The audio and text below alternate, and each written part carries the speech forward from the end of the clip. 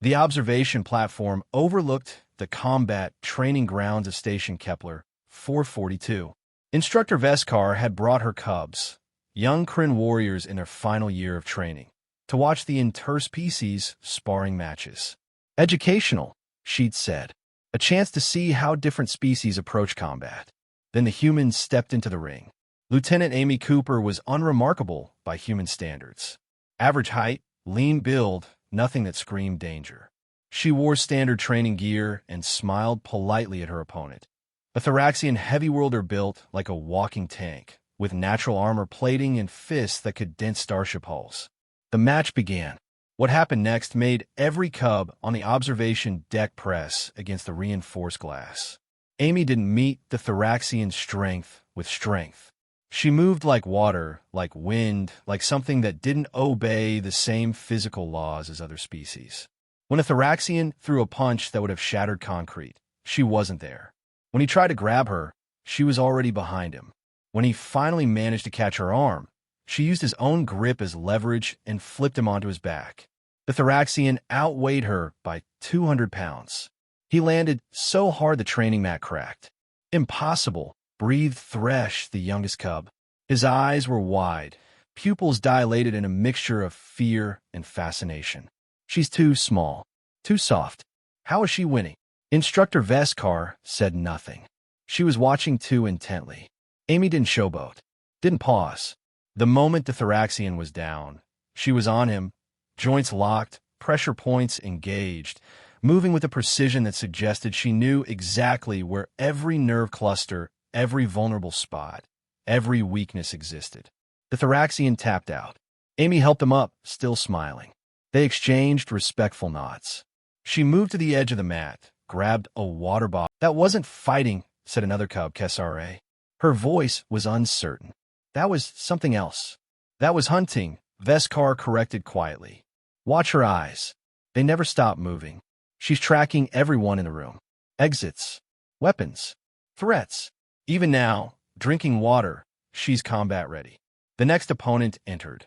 A Vexlar with 4 arms and bioelectric stunning capabilities. The cubs leaned forward. The match lasted 45 seconds. Amy absorbed the first electric shock with a grimace, then closed the distance before the Vexlar could discharge again. 4 arms meant 4 joints to manipulate.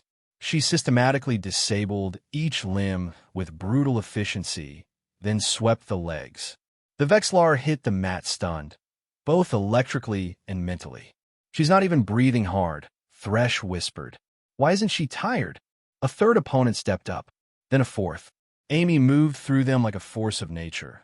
Never the same technique twice, always adapting, always 3 moves ahead. After the 6th consecutive victory, the cubs sat in stunned silence. Finally, the youngest, a small female named Lyss, asked the question that had been building in all their minds. Instructor, why is she Apex wearing human skin? Veskar turned from the window. The question wasn't as naive as it sounded. In Kryn philosophy, Apex was a state of being, not a species designation. It meant the ultimate expression of predatory perfection. She's not Apex wearing human skin, Veskar said slowly. She's human. That is Apex. But humans are new, Kesare protested. They've been in space for less than a century.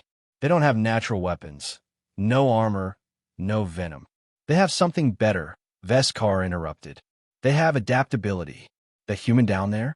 She's learned combat techniques from 15 different species. She studies her opponents, finds their weaknesses, but her planet, Thresh said. Earth. It's listed as a death world. Class 12. We thought that meant. It means everything on Earth is trying to kill everything else, Veskar finished. And humans? They're the things that won. Not through fangs or claws or venom. Through persistence, intelligence, the ability to turn anything into a weapon and anyone into prey. Below, Amy accepted congratulations from her defeated opponents. She was laughing now, genuinely friendly, helping stretch out a Dalmec who'd pulled a muscle. She looked so harmless, Lyss said. That's the point, Veskar replied. Humans evolved to hunt prey that was bigger, faster, and stronger than them. They learn to look harmless right up until the moment they struck. It's not deception, it's just efficiency. She gestured to the training ground. That human will smile at you, share her food with you, call you friend. But if you threaten her pack, if you cross that line, Veskar's tail twitched, the Kryn equivalent of shudder. Then you'll understand why Earth is a death world. Not because of what lives there, because of what survived there. The cubs watched Amy leave the training grounds, still chatting amicably with former opponents. I don't want to fight a human, LYSS said quietly. Good, Veskar replied. That means you're smarter than you look. And in her teaching notes that evening, she added a new entry. Humans are not apex predators pretending to be civilized. They are civilized beings who remember how to be apex predators. The difference is terrifying.